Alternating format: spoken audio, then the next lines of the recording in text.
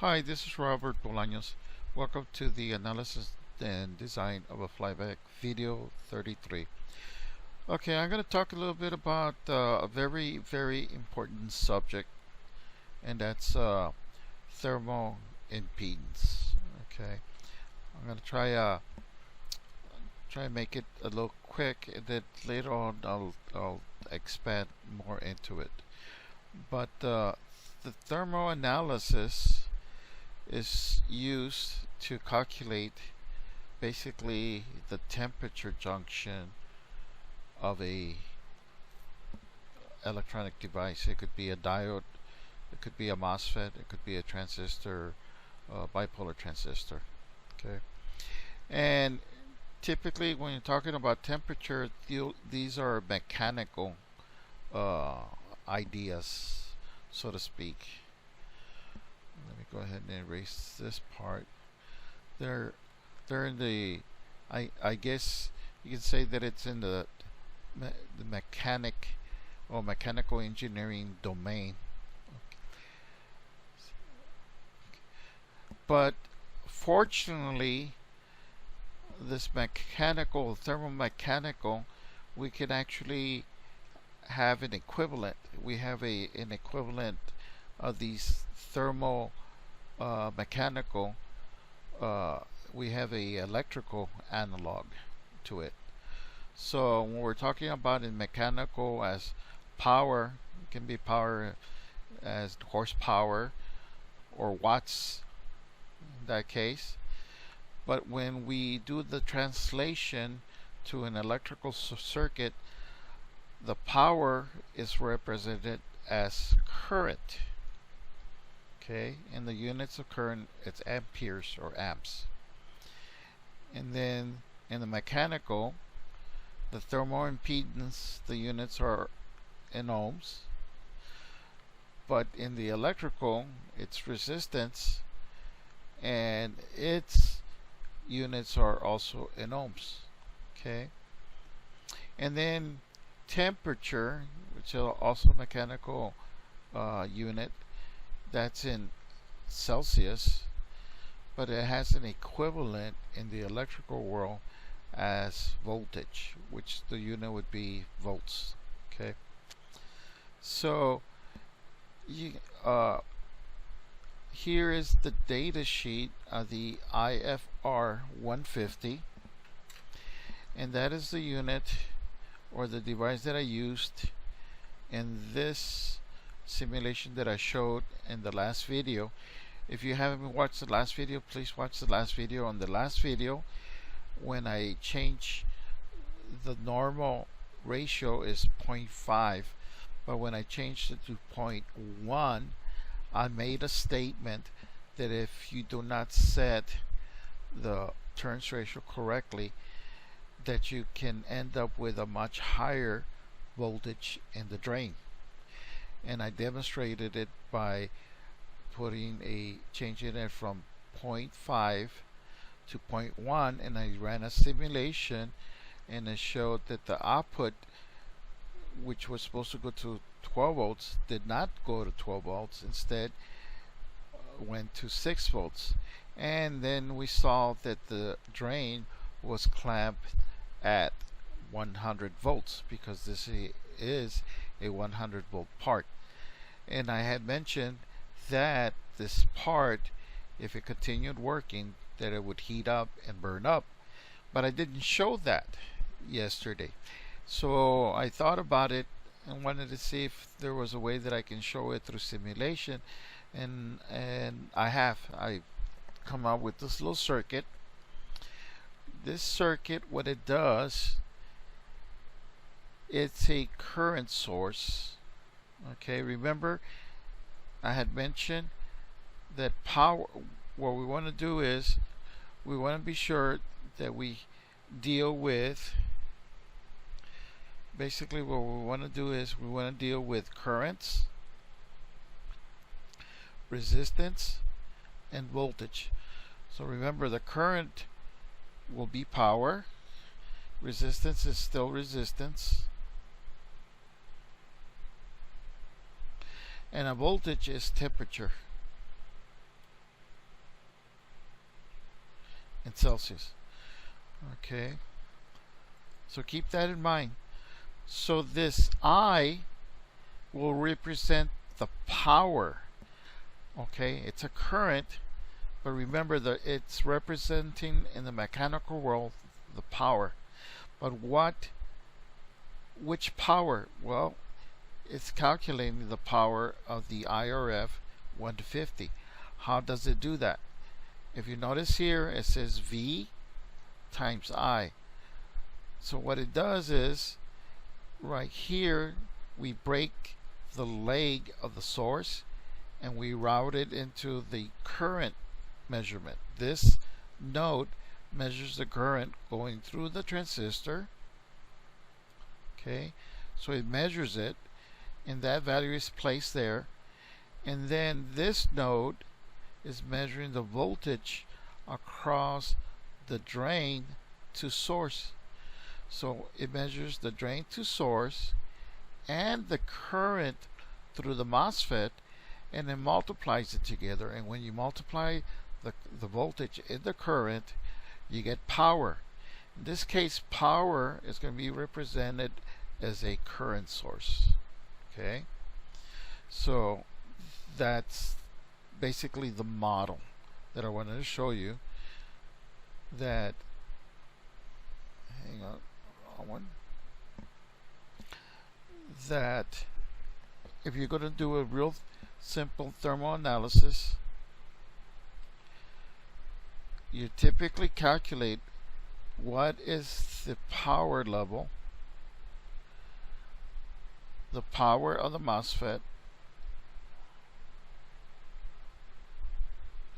You can calculate that by hand or simulator.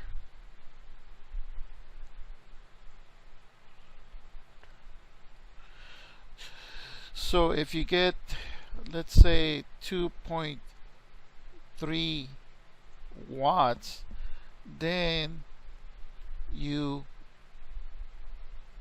do a current source of 2.3 amps. So in this case, we could put 2.3 amps, and then we ground that. And then the first connection is the junction, the temperature of the junction. Okay, and then it goes into the resistor, and that first resistor will be a theta, R theta, JC. Okay, where do you get this theta JC?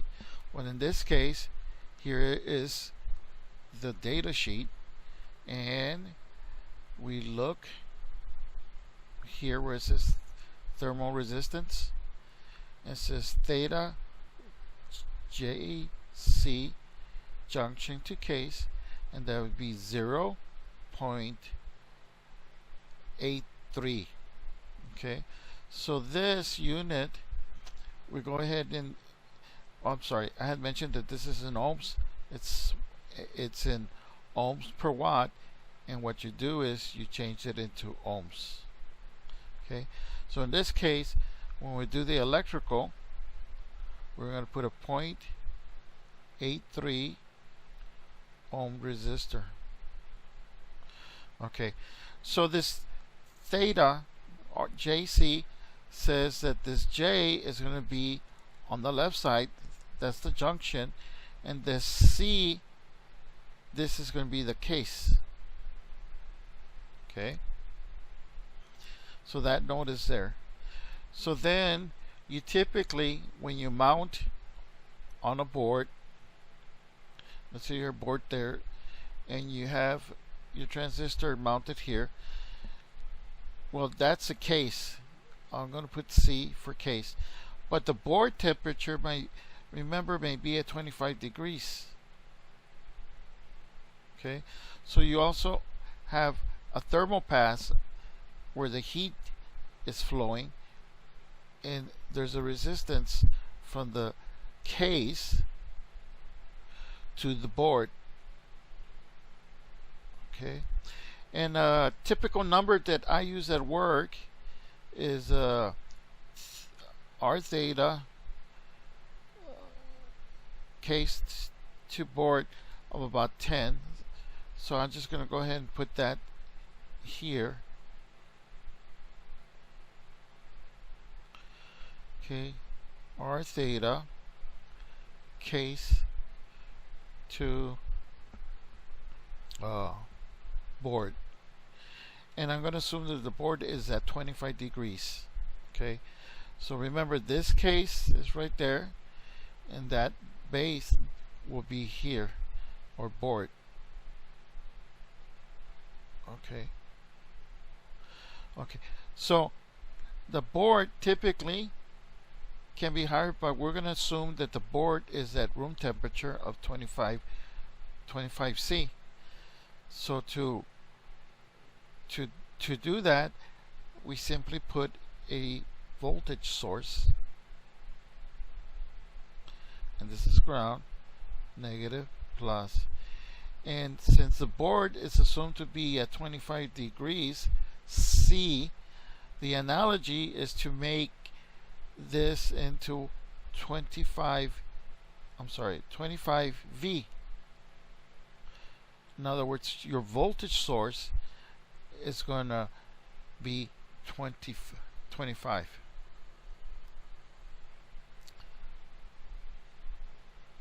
volts. That means that this node, when you do the measurement, will be 25 volts, which represents 25 Celsius. And then this current, as it flows in this direction, if you notice, then this is positive, negative, positive, negative. In that case, the temperature goes up. So then that node will be at a slightly higher temperature, and whatever the voltage, it may be, let's say 80 C's, which is really 80 volts. Okay, and then the temperature that you read at this junction, that is the junction temperature. Okay, and you don't want for it to go higher than either, here is the derating. So basically, you don't want the junction to go higher than 125 C or 40 C below the manufacturer max rating, temperature rating. So if this temperature exceeds any of these, you're going to fail. You're not meeting the rating. Okay, so now that I already explained that, then this should make sense. Here, let me go ahead and reorient this. That way it'll be consistent.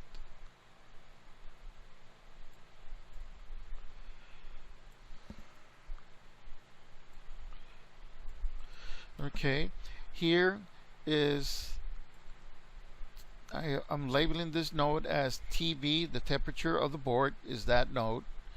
I already said that the board will be 25 degrees, so this is 25 volts.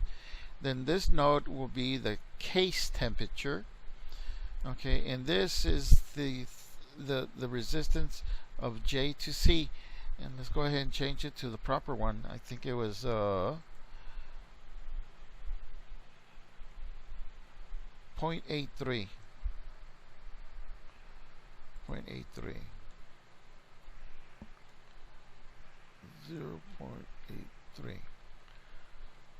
Okay, and then what I did is, now let me explain.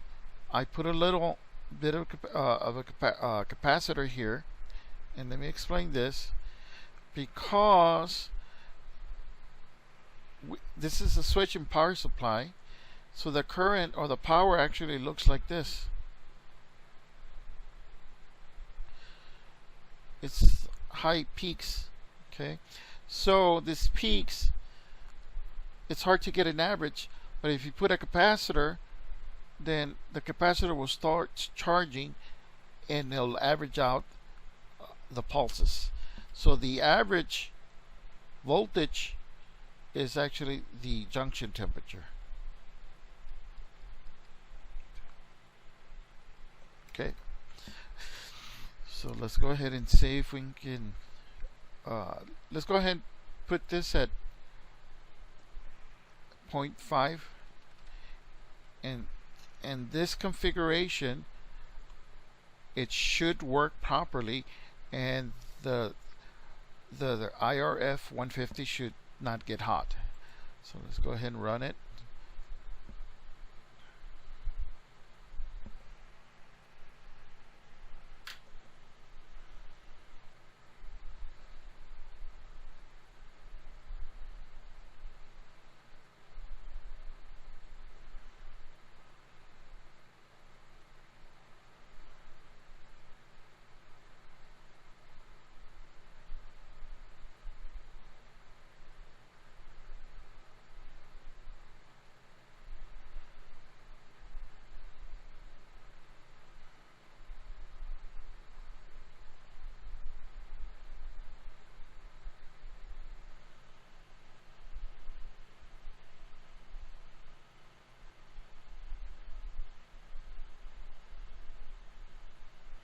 Okay, so in this configuration,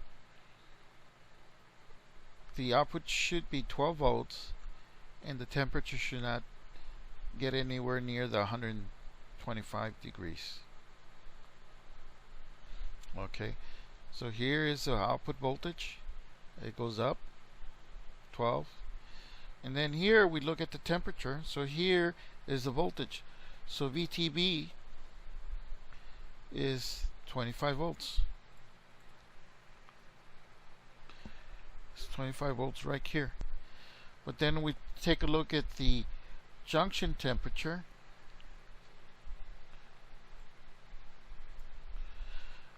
So the junction temperature, the highest, is the blue one.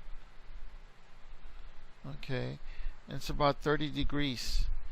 While the case is only 30.7, 30.2, so there's very little rise. So this is very cool. It's not getting hot at all. Okay, so now let's go ahead and change this to 0.1. And remember, yesterday I said that because we changed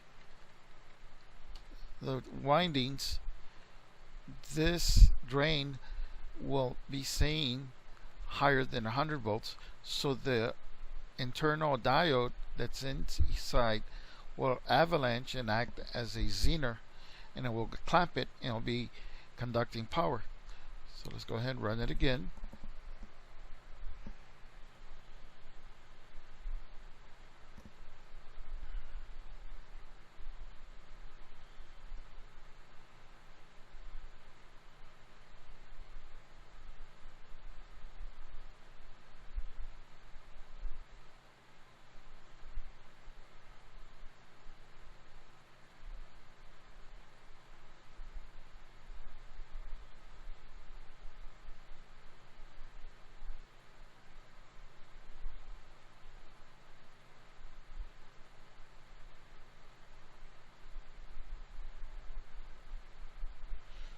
Okay, so in this configuration, it should get very, very hot. Remember, we only got up to less than 31 volts, which is 31 Celsius.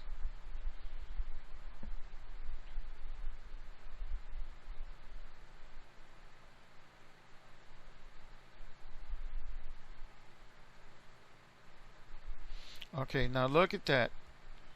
Look at this, folks. Let me go ahead and take exactly what I had said yesterday, that it was getting hot.